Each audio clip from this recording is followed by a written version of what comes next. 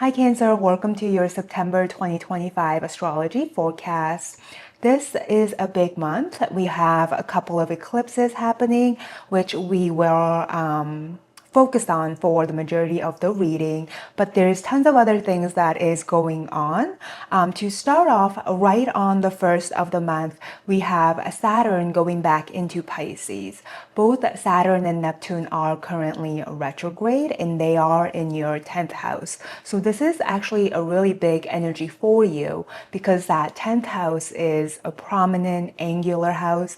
It's also very visible. It has to do with your career, your public image and reputation. So there is a lot of energy that's happening, as well as a bit of shift. Saturn definitely likes being in Pisces better than it likes being in Aries. It is in its fall in Aries. So there's a lot more struggle, frustration, and tension when it's trying to accomplish what it is it's working towards in Aries versus Pisces. Pisces energy, it's more go with the flow, easy going, less conflicted energy. So things should ease a little for you, especially if the last few months have been a bit chaotic and tension driven, especially related to your career and public life. Now, Pisces and Neptune, in modern astrology, Pisces is ruled by Neptune, but regardless, they do have a very similar type of energy. They're both flowy, spiritual, dreamy. So when Saturn is in Pisces, the conjunction between Saturn and Neptune is a bit more flowing as well. They're kind of in the same on the same page, speaking a similar language. So when Saturn goes back into a sign, especially on your 10th house, it's bringing back previous ideas, aspirations, maybe even dreams related to your career back into focus. So you have here another opportunity to really illuminate about your career path and what you want to be known as. Pisces and Neptune is more of that dreamy, difficult to grasp and define type of energy. So you may still not really know exactly it is that you want to do, but it almost feels like there's just a sense of calling that you can't quite put your finger on.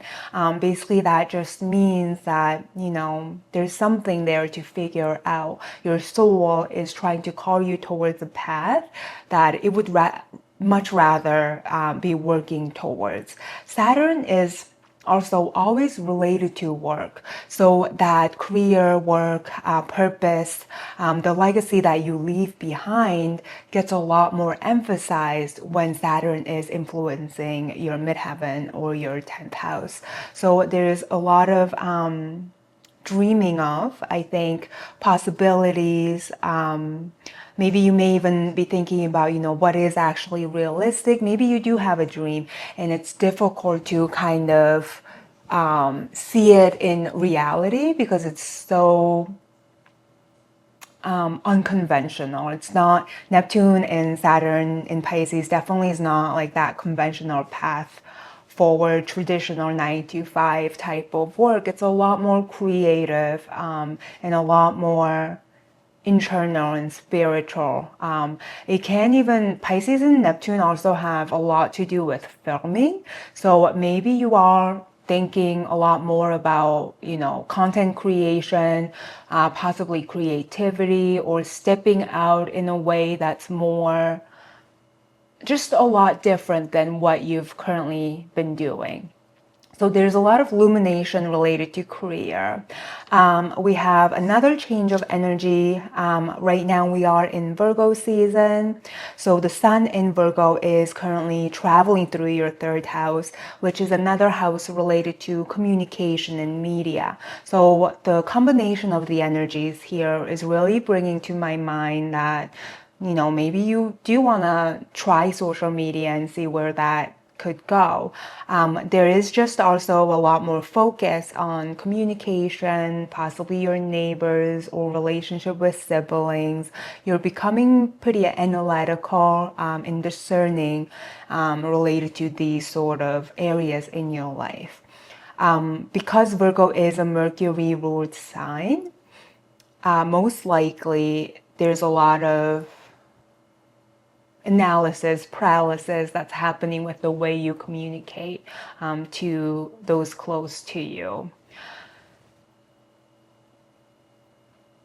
Mercury, the ruler of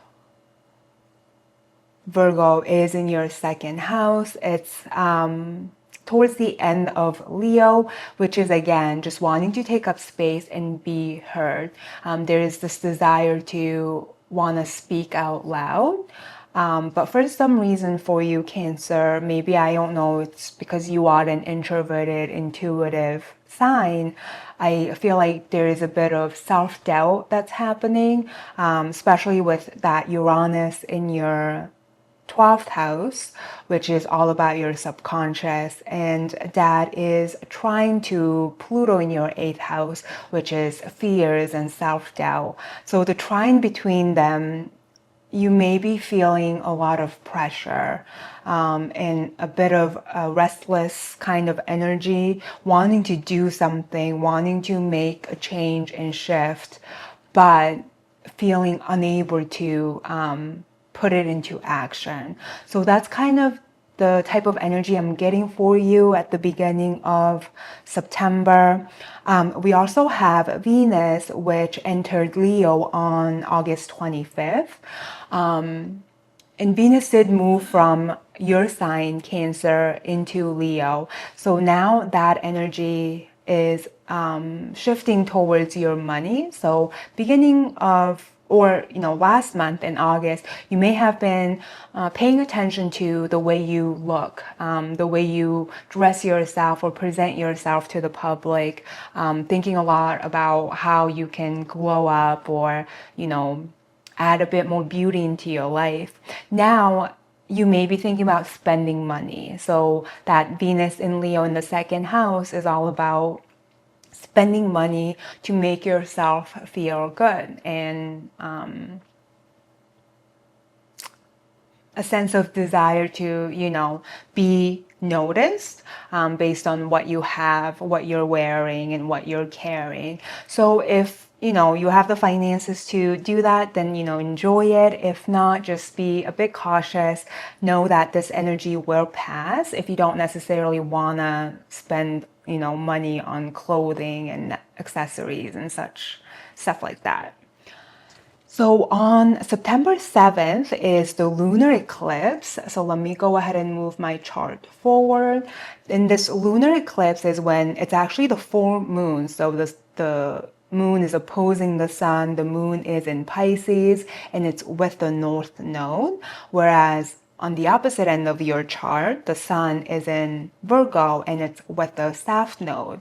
So with the luminaries aligning with the nodal axis, that's what creates an eclipse. Now, the Pisces moon is where you're kind of heading towards, and this kind of is repeating that message of Saturn in Pisces. So moon here is really asking you to kind of go deeper, spend some time reflecting or in introspection to figure out maybe where you want to improve, excel, develop skills that would help you in your potential career path in the future, because the moon and the north node is where you should be heading towards in this life. So this is a bit of like a light clue, hints as to what you may want to head towards for the rest of your life, where you want to spend energy and time, especially emotional investment, because they are in your 9th house.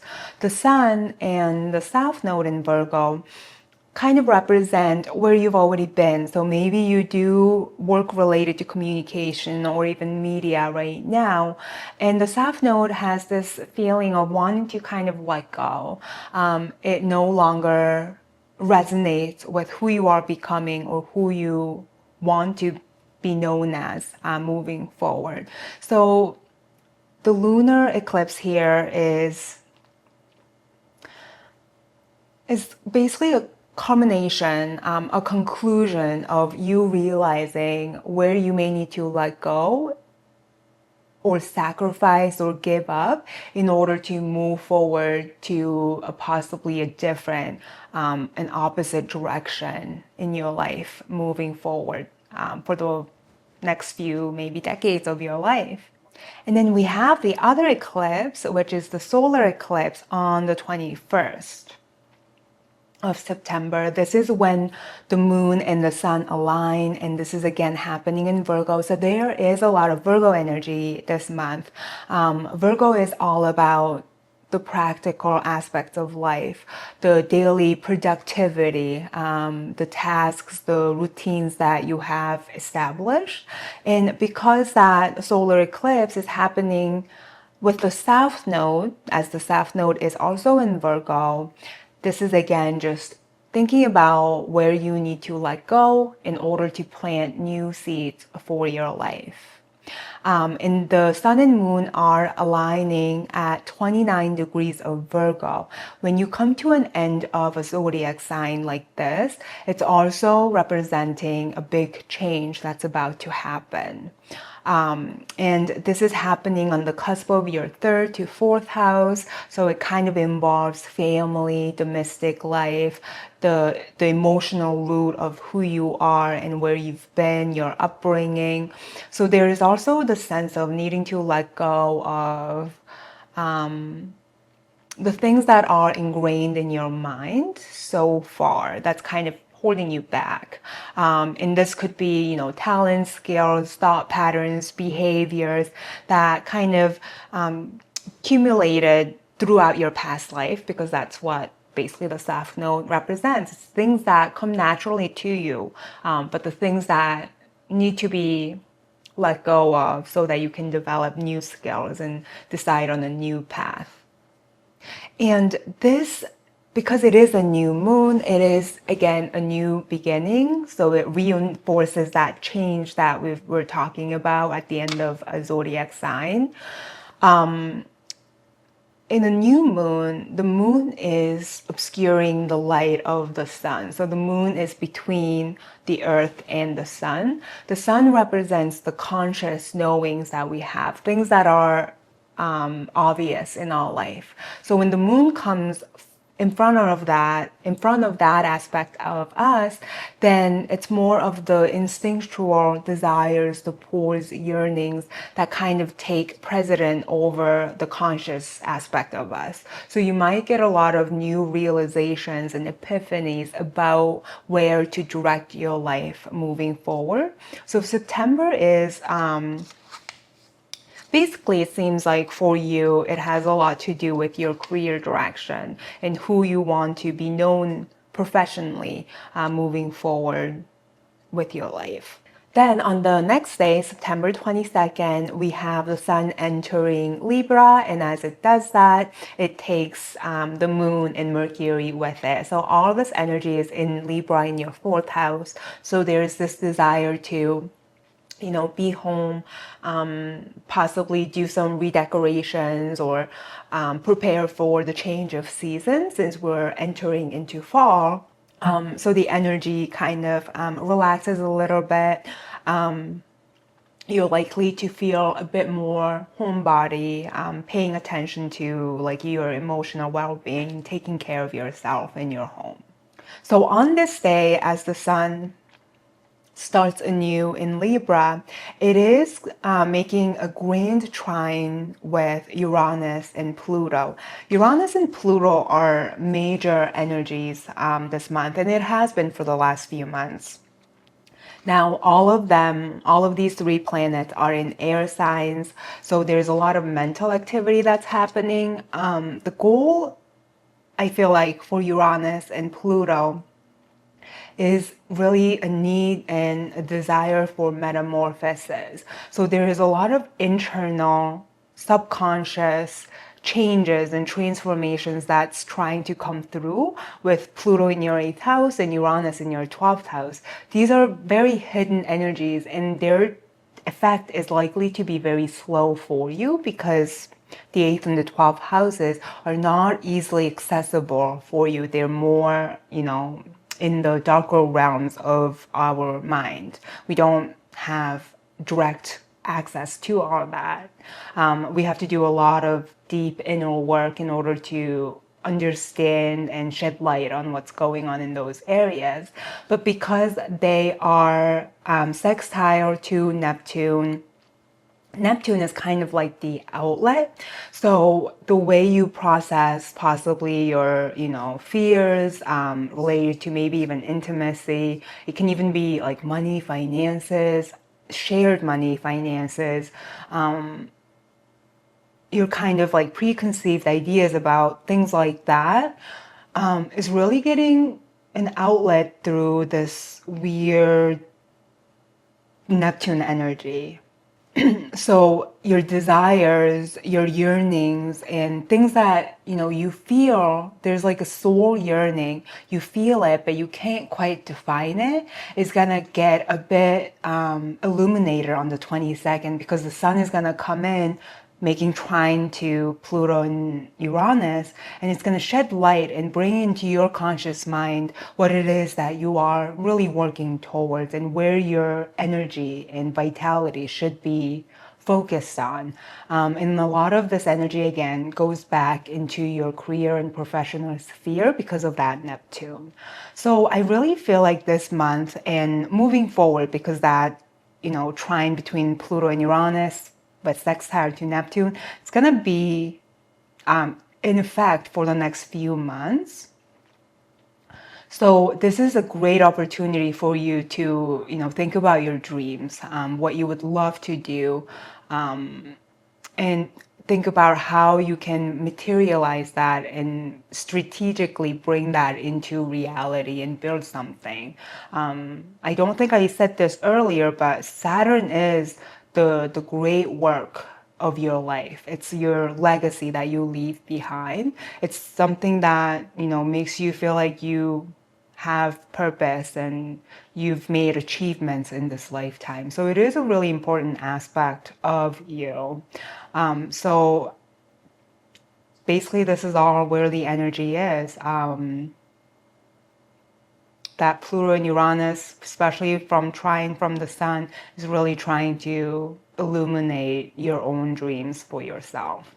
I think that's where I will go ahead and end it. I'm sorry if I've just been all over the place. It's my first time kind of just doing an intuitive on the spot reading. Usually I like to have everything scripted out, but I wanted to improve just being able to speak to you about your forecast. So I hope it shed some light in regards to what you can expect for the month of September. And I wish you the best of luck. Bye, Cancer.